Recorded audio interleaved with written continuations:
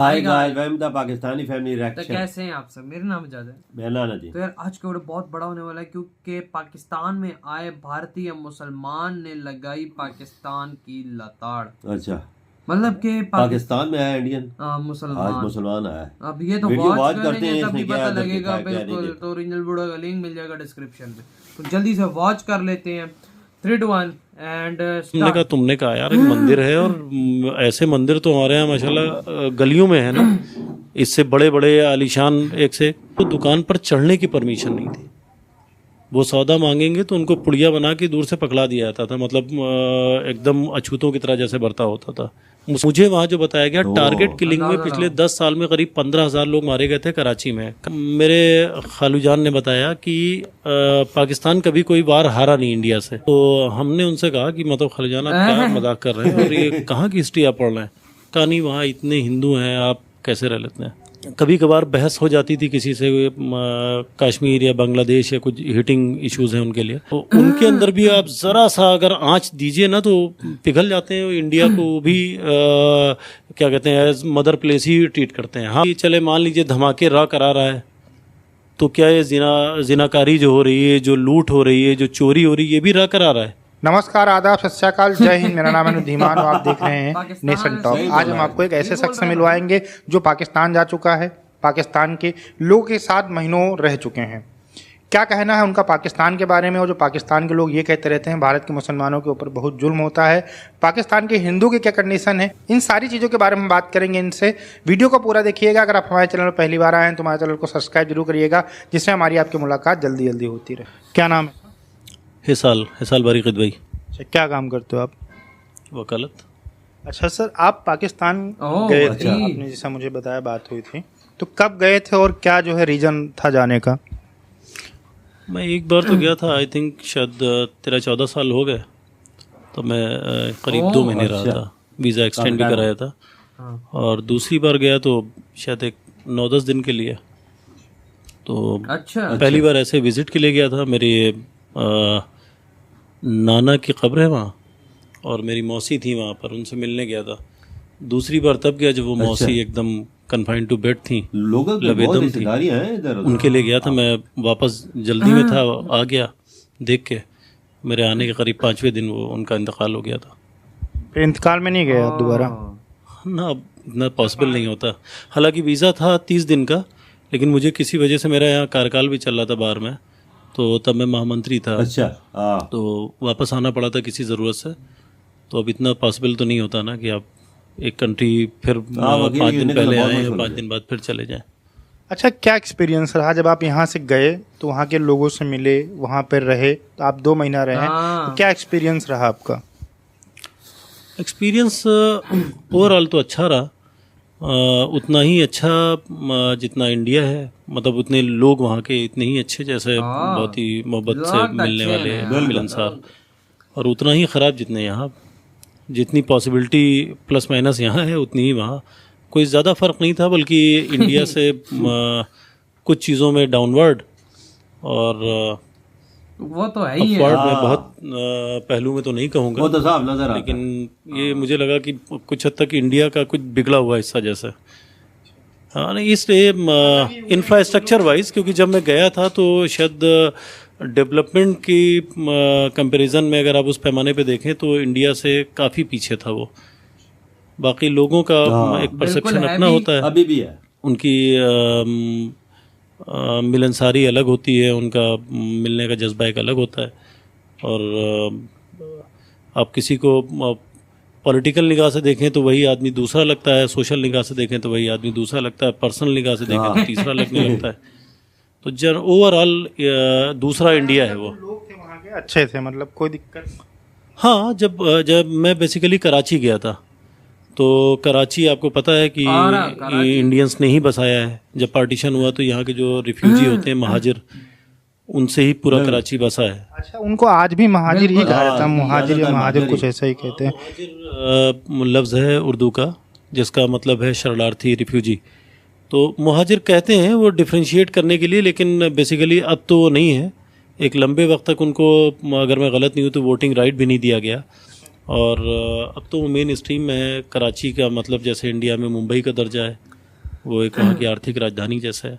जो लोग यहाँ से गए होंगे उनका तो काफी ज्यादा लगाव रहता होगा, जो कोई भी यहाँ इंडिया से जाए तब। आप कराची अगर कभी जाना हो, और मेरी राय है कि आप जब हालात खुशगवार हो तो ज़रूर मैं जाने की सोचूंगा बिल्कुल। नहीं, ज़रूर। आपको लगेगा हर 2-3 किलोमीटर के बाद एक फला फैज़ाबादी रोड, आपको एक बनारस मोहल्ला है वो पठानों का, वहाँ पर मेरठ कबाब पराठा एक बहुत मशहूर दुकान है। हर 2-1 किलोमीटर बाद आपको एक ऐसा साइन बोर्ड, एक ऐसा कोई सिंबल मिलेगा जिससे आपको लगेगा आप इंडिया के ही हिस्से में चल रहे हैं। अगर आप लैंग्वेज वाइज देखें तो साउथ आपको ज़रा सा बेगाना लगेगा। हाँ, वहाँ की दुकानों के साइन बोर्ड्स और वहाँ की ज़बान। पाकिस्तान उतना आपको बेगाना नहीं लगेगा क्योंकि हर आदमी आपकी ज़बान बोल रहा है, हिंदी ही बोल रहा है। उसमें कुछ उर्दू के अल्फाज ज़्यादा हैं तो वो उसको उर्दू कहते हैं, हम में कुछ हिंदी के अल्फाज ज़्यादा हैं, हम उसको हिंदी कहते हैं। ओवरऑल कनेक्टिंग लैंग्वेज एक है हमारी। अच्छा, जैसा कि पाकिस्तान में एक इमेज बनी हुई है भारत के अंदर, जब से बंटवारा हुआ तब से इमेज बनाई आ रही पाकिस्तान की मीडिया या वहाँ के पॉलिटिशियन के द्वारा कि भारत के जो मुसलमान हैं उनके ऊपर बहुत ही ज़्यादा अन्याय होता है, ठीक है, बहुत ज़्यादा जुल्म होते हैं, वो आज़ाद नहीं, आज भी वो हिंदुओं के गुलाम हैं। और मतलब बहुत सारे कि आप जो है जो रीजनल प्रैक्टिस है आप नहीं कर सकते हो, नमाज नहीं पढ़ सकते हो, रोज़ा नहीं रख सकते हो, हिजाब नहीं पहन सकते हो।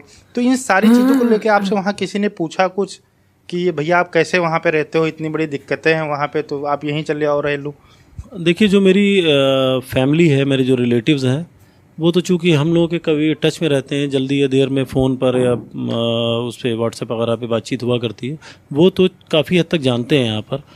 लेकिन कुछ लोग हैं जो एक अपनी दुनिया में रहते हैं, तो वो नो डाउट उनके दिमाग में काफ़ी चीज़ें गलतफहमियाँ हैं। मैं बताना चाहूँगा, मैं जब दूसरी बार गया था, पहली बार तो मुझे ज़्यादा इस तरह के एक्सपीरियंस नहीं हुए थे।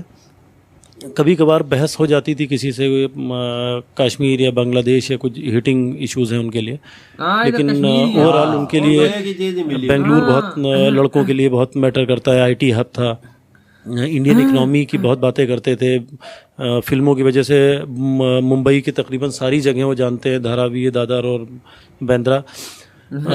हम जब दूसरी बार गए तो फ्राइडे को मैं गया, और फ्राइडे को शाम को मेरी फ़्लाइट थी। तो उस वक्त तक उनका जो जैसे कोई फॉरेनर आता है किसी कंट्री में तो उसको रिपोर्ट करना होता है एक जगह पर, तो वो ऑफिस उनका बंद हो गया था तब तक। और सैटरडे शायद ऑफ था, संडे ऑफ था, और मंडे को मुझे जाना था रिपोर्ट करने। तो मैं अपने कज़िन के साथ गया। वो 20-21 साल उसकी एज थी। शहर के, चूँकि मैंने बताया ना मैं अपनी मौसी के लिए गया था, मेरी खाला उस टाइम एकदम अबतब वाली हालत थी। तो हम लोग जब वहाँ पहुँचे, मैं नॉर्थ नाज़िमाबाद एरिया गया था और एयरपोर्ट वहाँ से काफ़ी डिस्टेंस पे। नाज़िमाबाद है। तो जो रिपोर्टिंग अफसर थे, जो इंस्पेक्टर थे, वो उन्होंने मुझसे एक बड़ा अजीब सा सवाल किया। नाम पूछा, फिर क्या करते हैं, मैंने कहा वकील हूँ। तो कहा कि अरे वकील साहब, एक सवाल पूछें, आप बुरा तो नहीं मानेंगे? मैंने कहा नहीं। आप, हालांकि ऐसा जब कोई पूछता है तो लगता है कि यार कोई बुरा ही मानने वाला, कंट्रोवर्सी वाला पूछेगा कोई। तो उन्होंने कहा कि आप वहाँ रह कैसे लेते हैं? तो हमने कहा हम समझ नहीं पाया आपका क्या कहने का मतलब है। कहा नहीं, वहाँ इतने हिंदू हैं, आप कैसे रह लेते हैं? तो हमने कहा हम जवाब से पहले एक सवाल करेंगे, मतलब आप बुरा तो नहीं मानेंगे? कहा कि नहीं नहीं, आप पूछें। तो हमने कहा आप यहाँ कैसे रह लेते हैं? मैं आपकी बात नहीं समझा। मैंने कहा मैं देखता आ रहा हूँ, मदनी मस्जिद में हरी पगड़ी वाले जाएंगे, अहले हदीस में अहले हदीस वाले जाएंगे, मतलब इतनी शिद्दत पसंदी यहाँ पे है।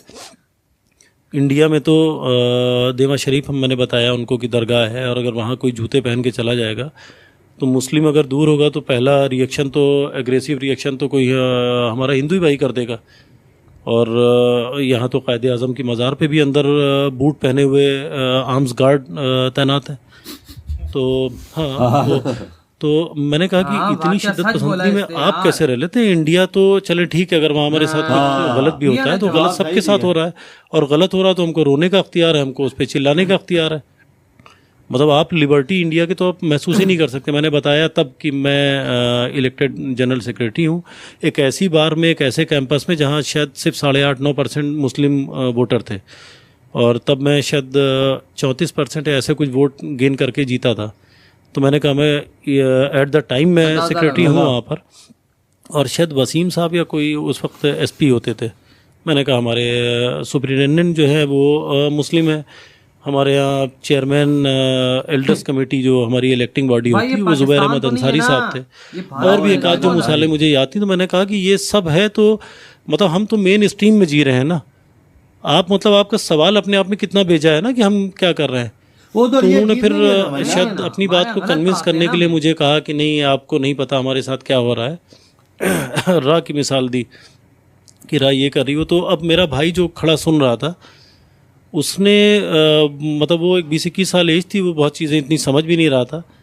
तो उसने कहा मतलब आपसे काफी बहस तलखी में बात होने लगी उनसे? नहीं, तलखी में नहीं हुई, लेकिन उनको मेरी बात का वहाँ जवाब अच्छा नहीं लगा तो वो काउंटर आर्ग्यूमेंट करने लगे। तो मेरे भाई ने कहा कि चले मान लीजिए धमाके रा करा रहा है तो क्या ये जिनाकारी जो हो रही है, जो लूट हो रही है, जो चोरी हो रही है, ये भी रा करा रहा है? ये तो हम कर रहे हैं ना। तो उनको ज़रा सा बुरा लगा। मतलब उन्होंने मेरे कज़िन से यूँ ही इसको प्रेशर माउंट करने के लिए पूछा कि तुम कहाँ रहते हो, किस वहाँ चौरंगी बोलते हैं, क्रॉसिंग जो चौराहों को हम लोग यहाँ क्रॉसिंग बोलते हैं मोस्टली, तो वो लोग चौरंगी बोलते हैं। तो कहा कि तुम कहाँ, तो उसने बताया कि फलां चौरंगी के पास, वहाँ तो फलां भाई रहते हैं। तो उसने कहा उनके घर के इस तरफ। कहा अच्छा मैं आऊँगा। तो उसने कहा आइएगा। वो समझ ही नहीं पाया कि मतलब वो प्रेशर में लेने के लिए बात कर रहा है। तो खैर हम लोग वहाँ से आए तो रास्ते मेरा भाई हमसे कहने लगा कि बताइए भाई मतलब ये क्या बात है, हर चीज़ रहा। तो मैंने कहा यार ये चीज़ें पॉलिटिकल है और अभी तुम्हारी एज नहीं है, तुम पढ़ाई कर रहे हो और बेहतर है कि इस सबसे डिस्टेंस पे रहो। और ये तकरीबन हर तरफ यही माहौल है। अच्छा एक और चीज बताइए, जैसे कि हमारे यहाँ की हिस्ट्री पढ़ाई जाती है, नहीं तो बहुत ज्यादा पाकिस्तान है यार। तो देखो, भारत से ही बना ये हुआ गया है। तो ऐसे हमें सवाल पूछा। जैसे हम लोग को यहाँ पे दिमाग इतने में युद्ध घुसा हुए जो तो है। ये बताया फिर जाता आगे है तो कि गुस्सा हमने भी होगा। 71 का हाँ, वो युद्ध भी जीता, जब 99 में ऐसे हमने उसके जीता, ऊपर जाइए तो। ठीक है, 1948 1965 जो भी हुए युद्ध उनकी एक हिस्ट्री पढ़ाई जाती है। तो इस चीज़ को लेके वहाँ पर बात हुई, जैसा कि आप बता रहे थे कश्मीर को लेके, बांग्लादेश को लेके, इन सारी चीज़ों के ऊपर बात हुई। 1971 मतलब बांग्लादेश जब अलग हुआ था तब बांग्लादेश बहुत मतलब दुखती रग है उनकी। वो कश्मीर को जस्टिफाई ही करते हैं बांग्लादेश से कि आपने क्यों घुस के उसको अलग कराया, दुखी तो है। आपने क्यों साथ दिया, वो हमारा इंटरनल मैटर था, तो कश्मीर में हम जो कर पाएंगे हम करेंगे, इस तरह की बातें होती हैं। और बाकी जो तीनों झगड़ों की बात थी, तो हम जब पहली बार गए थे तो फॉर्चुनेटली हम अगस्त में थे वहाँ पे। 14 अगस्त वहाँ का इंडिपेंडेंस डे होता है, 15 यहाँ होता है। हालांकि दोनों कंट्री साथ ही आज़ाद हुई थी 15 अगस्त को, लेकिन पाकिस्तान ने 1947 के एक साल के बाद अपना यौम आज़ादी उन्होंने 15 अगस्त से 14 अगस्त कर लिया। हाँ एक साल मुझे पता, हाँ एक ही दिन ही तो वो जस्ट टू शो कि मतलब हम बड़े थे ऐसी मुल्क की बनी या जो उनके रीज़न रहे हो अल्लाह जाने। बर्थडे ही गलत टाइम तो 14 अगस्त को वो 14 अगस्त को वहाँ पतंगे उड़ती हैं जैसे यहाँ मकर संक्रांति पे या जमघट पे उड़ती हैं। और एक कोई नेशनल डिफेंस डे होता है उनका, अब मुझे वो तारीख नहीं याद थी, शायद वो होता 1965 वाला जो वार 6 सितंबर उससे। तो डिफेंस डे पे चूँकि दिन भर उनकी टीवी पर वही चल रहा था डिफेंस से रिलेटेड मटेरियल, तो मुझे पता चला कि पहली जो वार थी और बाकी दोनों, तो मेरे खालूजान ने बताया कि पाकिस्तान कभी कोई वार हारा नहीं इंडिया से। तो और ये पहली बार में है जब हम एकदम इम्पटी हैंड थे, हमारे हाथ में कुछ था नहीं और इंडिया ने ऐसे अटैक कर दिया था और हमने तब भी अपने को डिफेंड कर लिया। इसलिए उसकी याद में हम लोग इसको नेशनल डिफेंस डे के तौर से मेमोराइज करते हैं। अच्छा, हम लोगों ने पढ़ा था कि तीनों लड़ाइयाँ हमने जीती हैं और हम उसी पर यकीन कर रहे हैं। तो हमने उनसे कहा कि मैं तो खालिजान आप क्या मजाक कर रहे हैं और ये कहाँ की हिस्ट्री आप पढ़ रहे हैं, और मतलब हम इतना तो पढ़ के आए ही हैं, आप हमको क्या बच्चों की तरह बता रहे हैं।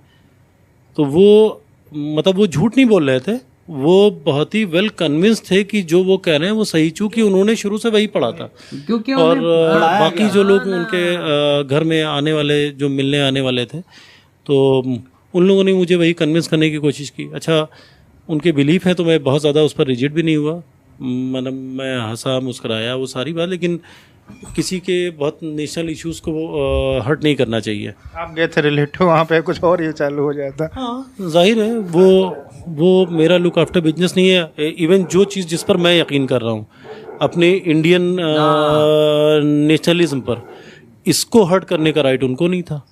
जैसे कि ऑपरेशन उस इशू तक आ रही है तो उनको क्विट करना चाहिए मेरी राय में।